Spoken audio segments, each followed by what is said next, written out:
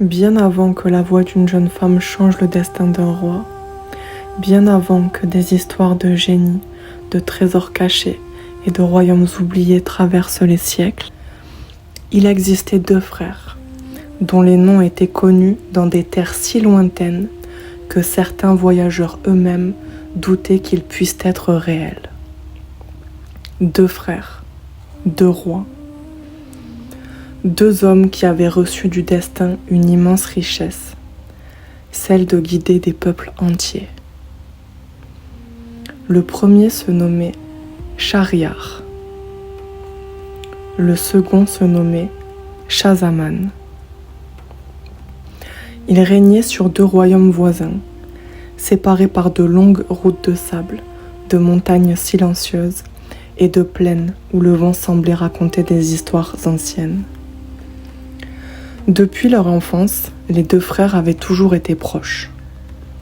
Avant de porter des couronnes, ils n'étaient que deux enfants qui couraient dans les jardins de leur famille. Ils connaissaient les plaisirs simples, le bruit de l'eau dans les fontaines, l'ombre fraîche des arbres pendant les journées brûlantes, les longues soirées où ils écoutaient les anciens raconter des histoires venues d'autres époques. À cette époque, aucun d'eux ne pensait au pouvoir. Aucun d'eux ne pensait aux responsabilités qui les attendaient. Ils ignoraient encore que devenir roi, ce n'est pas seulement recevoir une couronne. C'est aussi porter le poids des espoirs, des peurs et des attentes de ceux qui vous entourent. Les années passèrent. Les enfants devinrent des hommes et les deux frères des souverains. Shahryar, l'aîné, reçut le plus grand royaume. Ces terres étaient vastes. Elles s'étendaient au-delà des montagnes, jusqu'à des régions où les langues, les coutumes et les paysages changeaient au fil des kilomètres. Dans son royaume, les marchés étaient remplis de parfums venus d'ailleurs. Les marchands apportaient des étoffes précieuses, des épices aux couleurs éclatantes, des pierres dont la beauté semblait avoir été enfermée dans la terre pendant des siècles. Dans ces palais, les salles étaient décorées de mosaïques délicates. Les jardins accueillaient des fleurs rares. Et lorsque le soleil se couchait derrière les murs de la cité, les lumières des lanternes donnaient l'impression que les étoiles étaient descendues sur terre. On disait de Shahryar qu'il était un grand roi, un homme puissant, un dirigeant respecté, mais surtout, on disait qu'il était juste. Car un royaume peut être construit avec de l'or, il peut être défendu par des armées, mais il ne peut véritablement prospérer que lorsque ceux qui y vivent croient en celui qui les dirige. Shahzaman, quant à lui, régnait sur un royaume plus petit, mais il était lui aussi aimé de son peuple. Il n'avait peut-être pas les richesses de son frère, il n'avait peut-être pas les mêmes palais immenses, mais il possédait une qualité que beaucoup de rois perdaient avec le temps. Il savait écouter. Il aimait parcourir ses terres, parler avec les artisans, observer les villages, échanger avec ceux qui vivaient loin des grandes villes. Car certains dirigeants regardent leur royaume depuis le sommet d'un palais, mais d'autres choisissent de marcher parmi ceux qu'ils protègent. Pendant longtemps, les deux frères vécurent séparés par leurs devoirs. Leur royaume prospérait, leur peuple vivait en paix, mais malgré la distance, ils ne cessèrent jamais de penser l'un à l'autre. Car certaines relations ne disparaissent pas avec les années. Elles deviennent simplement silencieuses. Puis un jour, Shahryar ressentit le besoin de revoir son frère. Les souvenirs de leur enfance lui revinrent. Les journées passées ensemble, les conversations interminables, les moments où il n'avait besoin ni de richesse, ni de pouvoir pour être heureux. Alors il envoya un message à Shahzaman.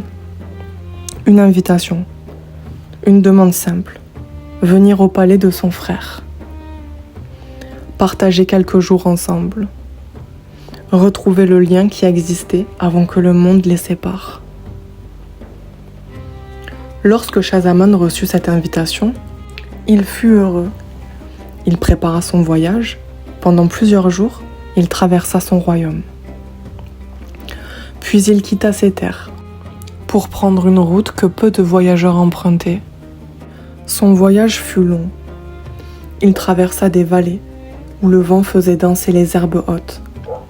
Il passa près de rivières qui reflétaient la lumière du ciel. Il observa des villages endormis sous les étoiles. Chaque soir, lorsque le soleil disparaissait derrière l'horizon, il pensait à son frère. Peut-être imaginait-il déjà les longues discussions qu'ils auraient.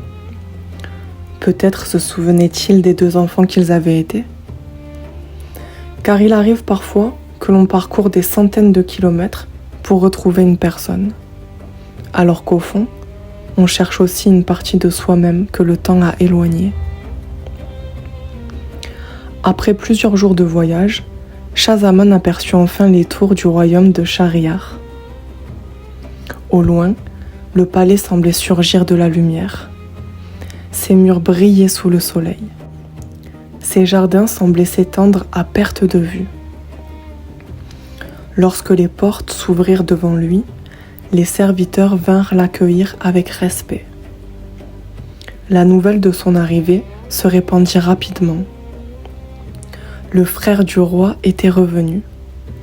Et bientôt, les 2 souverains allaient enfin se retrouver.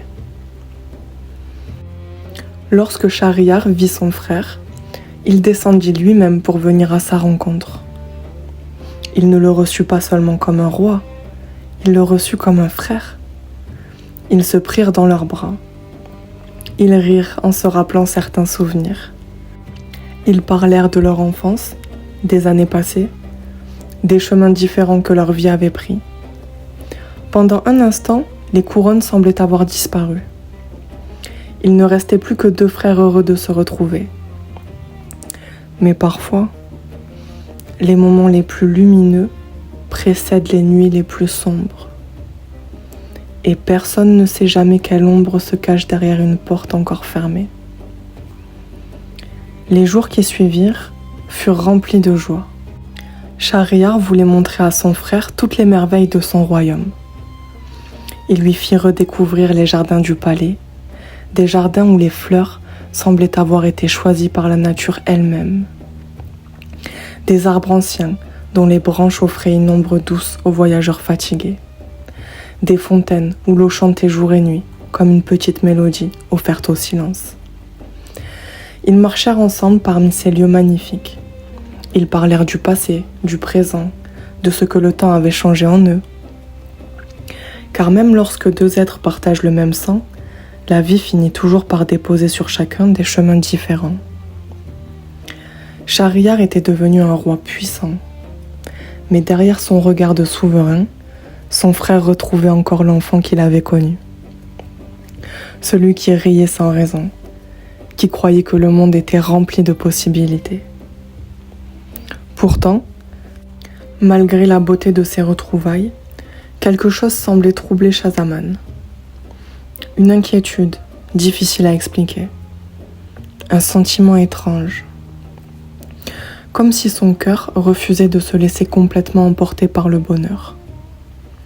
Peut-être était-ce simplement la fatigue du voyage, ou le poids des années passées loin de son frère. Ou peut-être était-ce cette intuition silencieuse que certains êtres ressentent avant que leur vie ne change.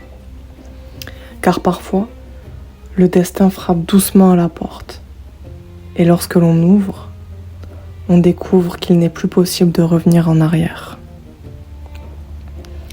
Quelques jours après son arrivée, Shahriyar dut quitter momentanément le palais. Une affaire importante nécessitait sa présence dans une région éloignée de son royaume. Avant son départ, il regarda son frère et lui dit « Reste ici, profite de mon palais comme s'il était le tien. Lorsque je reviendrai, nous continuerons les conversations que nous avons laissées inachevées. » Shahzaman accepta. Il regarda son frère partir avec confiance. Il ne pouvait pas imaginer que ce voyage allait révéler un secret capable de bouleverser de nombreuses vies. Le palais était immense. Lorsqu'il était rempli de musique, de conversations et de visiteurs, il semblait presque vivant.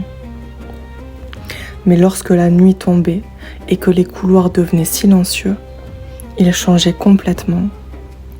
Les grandes salles paraissaient plus vastes. Les ombres semblaient plus longues.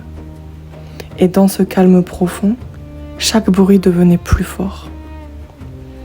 Un soir, alors que Shahzaman observait la lune depuis une fenêtre du palais, son regard fut attiré par un mouvement dans les jardins. Au début, il n'y prêta pas attention. Il pensa qu'il s'agissait simplement de serviteurs accomplissant leurs tâches. Mais quelque chose dans cette scène lui parut étrange. Quelque chose qui ne devait pas être là. Alors il observa, en silence, sans comprendre encore ce qu'il était sur le point de découvrir. Cette nuit-là, Shahzaman vit une vérité qu'il aurait préféré ne jamais connaître. Il découvrit que la reine de Schahriar, celle qui partageait la vie de son frère, celle en qui le roi avait placé sa confiance, n'était pas fidèle.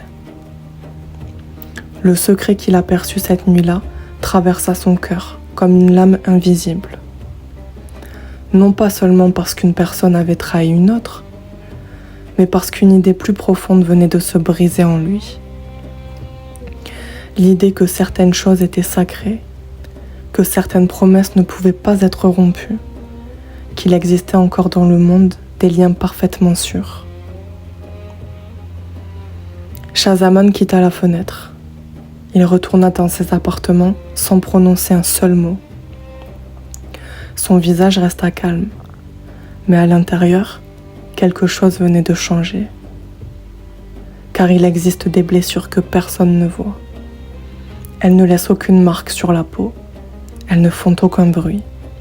Et pourtant, elles peuvent transformer une personne entière. Cette nuit-là, Shahzaman ne perdit pas seulement confiance en une personne. Il commença à perdre confiance dans le monde. Lorsque Schahriar revint enfin au palais, il retrouva son frère. Mais il remarqua immédiatement que quelque chose n'allait pas. Shahzaman n'était plus le même. L'homme joyeux, venu partager des souvenirs, semblait maintenant porter un poids invisible. Son frère lui demanda plusieurs fois ce qui le préoccupait. Mais Shahzaman resta silencieux, car certaines douleurs sont si difficiles à expliquer que les mots semblent trop petits pour les contenir. Finalement, voyant la tristesse de son frère, Schahriar insista. Il voulait comprendre, il voulait l'aider. Alors Shahzaman finit par révéler ce qu'il avait vu. Il raconta la trahison, le secret découvert dans le palais. Schahriar l'écouta avec attention, mais au fond de lui, il ne pouvait pas croire une telle chose. Comment était-ce possible ? Comment pouvait-il accepter que la personne la plus proche de lui puisse lui faire cela ?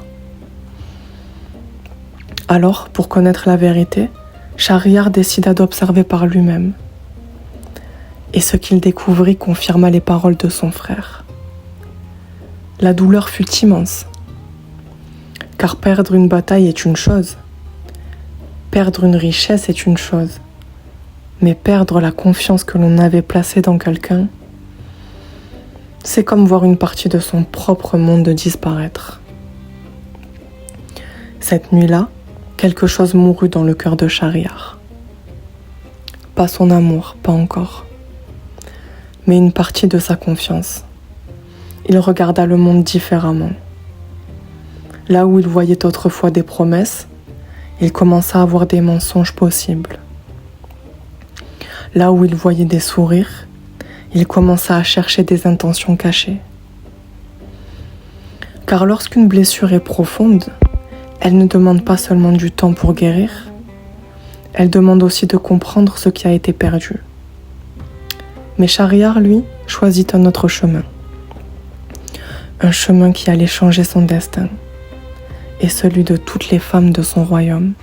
Pour l'instant, nous laissons Schahriar à son chagrin et nous verrons plus tard ce qu'il en fit. Dors bien, ô toi qui as poussé la porte de cette histoire avec nous.